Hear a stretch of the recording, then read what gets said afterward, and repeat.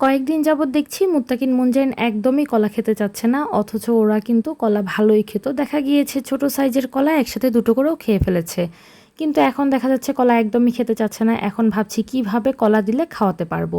কলা তো বাচ্চাদের জন্য সুপার ফুড, আমরা সবাই জানি, তাই ভাবলাম কলাটাকে স্কিপ করা কখনোই যাবে না। আমি সবসময় চেষ্টা করি বাবুদের প্রতিদিনের খাবারে অন্তত একটা করে ডিম আর অন্তত কলাটা রাখার জন্য। বাদবাকি অন্যান্য শাকসবজি তো রাখার চেষ্টা করি বাচ্চার চাহিদা অনুযায়ী। সবসময় যে প্রপারলি খায় তা কিন্তু না, তো খাওয়াতে তো হবে বাচ্চাকে, তাই ভাবলাম ওদেরকে পেনকেক বানিয়ে দিই।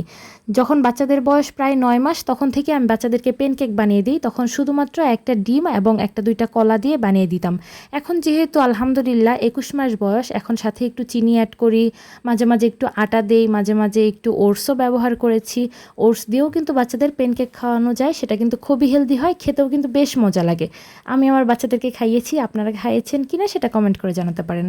কিন্তু এখন যেহেতু বাবুরা বড় হয়েছে, বাবুদেরকে আমি সম্পূর্ণ বড়দের স্টাইলেই কেক বানিয়ে দেওয়ার চেষ্টা করি। তবে সবসময় যে এত বেশি চিনি, ভ্যানিলা এসেন্স, অয়েল ইউজ করি তা কিন্তু নয়।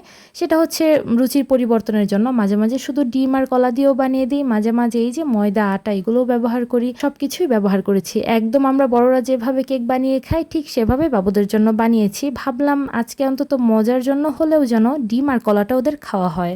উপকরণ হিসাবে ব্যবহার করেছি 2টা কলা, 1টি ডিম, সামান্য একটু চিনি, তেল, ময়দা, ভ্যানিলা এসেন্স, সামান্য একটু বেকিং সোডা এবং শেষে সামান্য একটু গুঁড়ো দুধ দিয়ে নিয়েছি। ইদানিং দেখছি ডিম খাওয়া নিয়েও খুব কাহিনী করছে। কি আর করব, মা তো বানিয়ে তো দিতে হবে।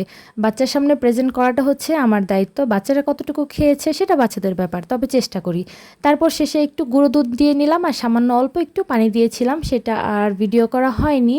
এই যে দেখেন আমার কেকের ব্যাটার কিন্তু একদম রেডি হয়ে গিয়েছে। এখন আমি এটা জাস্ট বানিয়ে নিব।